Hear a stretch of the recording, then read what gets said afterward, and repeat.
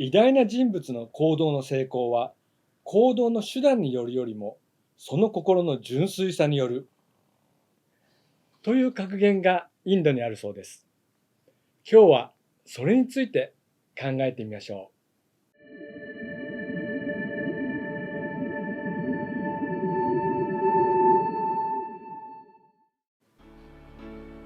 こんにちは。マハリス総合教育研究所で超越瞑想を教えている森正です。今日はこの超越瞑想の本の200ページ、電子書籍版は第3部生きる技術の第5章行動の技術のところです。さて、冒頭で紹介した言葉をもう少しよく見てみましょう。偉大な人物の行動の成功は行動の手段によるよりもその心の純粋さによるということです。まず偉大な人物についてですが、そういう方は他の人から尊敬されたり何かを達成していると思います。そしてそういう人は必ず何か行動をしていますよね。何もしないで誰とも会わなくて偉大な人も存在しているとは思いますし、今回の格言に含まれる人だと思うんですけれども、一般的に分かりやすいのは何かを達成したというような業績が分かりやすい人ですね。また必ずしも成功したというわけではなくても、チャレンジを繰り返して偉大な人と言われるようになったりすることもあります。いろいろなパターンが考えられますが、いずれにせよ生きている以上は行動するということは何かしら行っています。その行動の達成や成功について語られている格言が今回取り上げているものです。行動の手段、どのように何をやったかっていうことは大事ですが、それよりも大切なポイントがあるということが言われているんですね。それが心の純粋さです。ここは非常に大切なところで、目に見える部分ではなく、目に見えない部分について気づかされる点だと思います。それと行動の成功という言葉があります。先ほども少し言いましたが、何をもって成功というかは人それぞれですね。私の過去の動画でも話をしたことがありますが、成功というのはお金や資産をたくさん持つことをゴールと思っている人にとってはそうですし、多くの人を幸せにすることがゴールという人もいます。スポーツでの良い成績を成功と思う人もいますし、何かの発見、ゲームの優勝とか人によっていろいろとあります。すべての人に共通する言葉をあえて探すとすると、自己実現ということかもしれませんし、単に毎日が幸せという状態かもしれません。毎日幸せっていうことですね。偉大な人物の行動の成功という言葉はこうして考えてみると、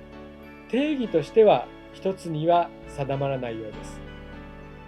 何にしてもそれらを成功というのであれば、それは心の純粋さによって達成できるということです。それでですね、私たちが成功するためには周囲の支援も必要ですね。それは人だったり物だったりします。また人によっては好きとか、ラッキーとか運ですね、生まれた環境なども含めることがあると思います。生活環境など環境にはいろいろなものが含まれます。それら全部を含めて自然の力の支援と表現されることがあります。そしてそれが先ほどから話題にしている心の純粋さによって得られる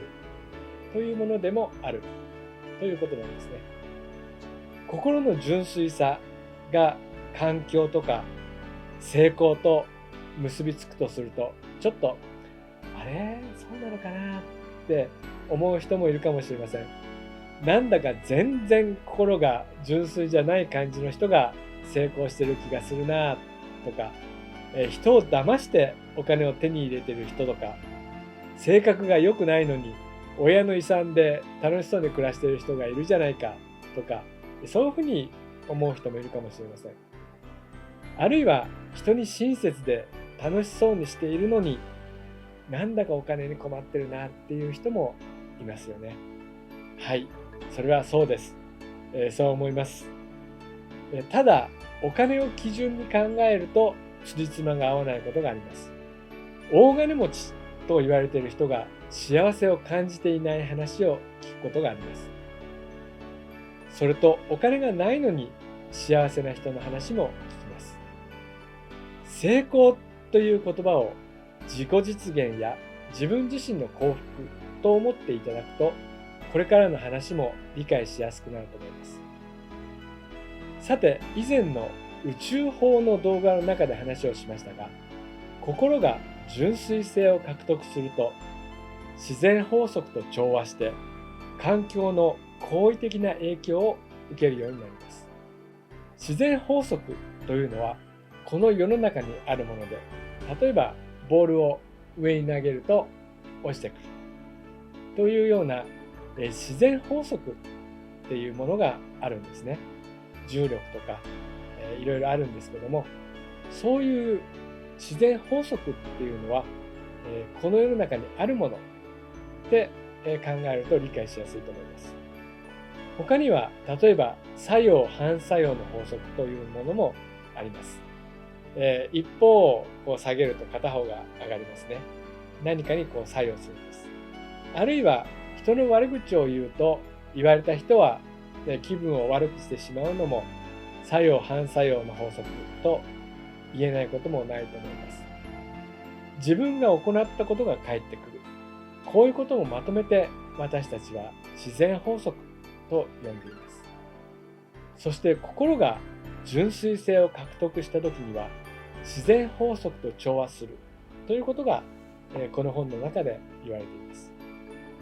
それによって環境から好意的な影響を受けるということです。環境とも調和するということですね。この時の心が純粋性を獲得するというのはどういうことかと言いますと、まずは超越瞑想ですね。超越瞑想を行うと、心は自然に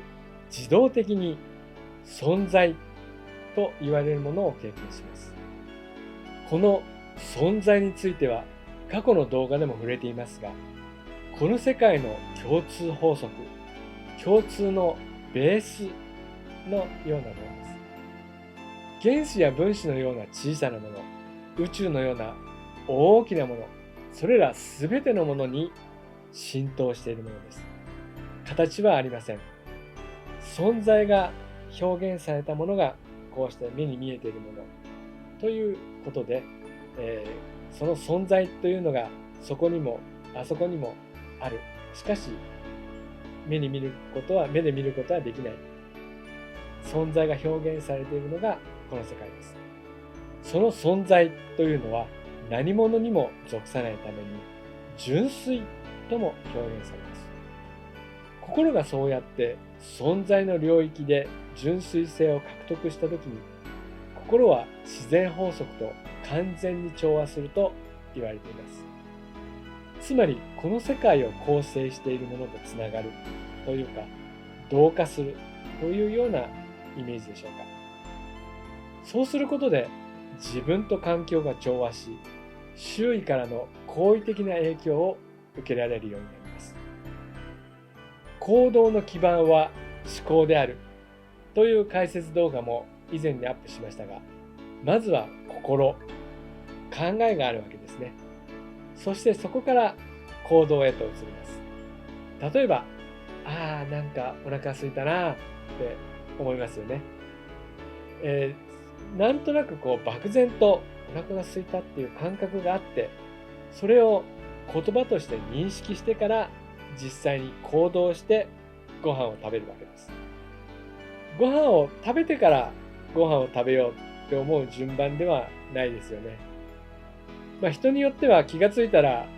ご飯を食べてる自分ということもあるかもしれません。なんかまた食べてたとかね。そういう生き方も楽しいかもしれません。どうかな。そういえば、たくさん食べても太らない人、病気にならない人がいるんですよね。不思議です。私にはちょっと無理です。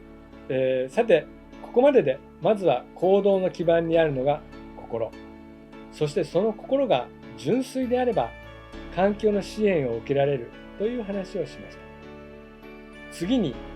成功について改めて考えてみると、成功というのは環境に左右されることがあります。治安が良い環境だったり、電気や水道などのインフラが整備されていたり、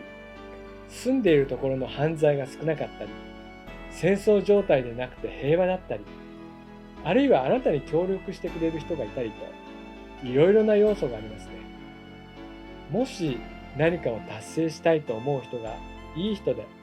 習慣も秩序だっていて、生き方が純粋で、心も強く、思考も明確だったとしましょう。それって成功するには申し分ない状態ですよね。しかし、それでも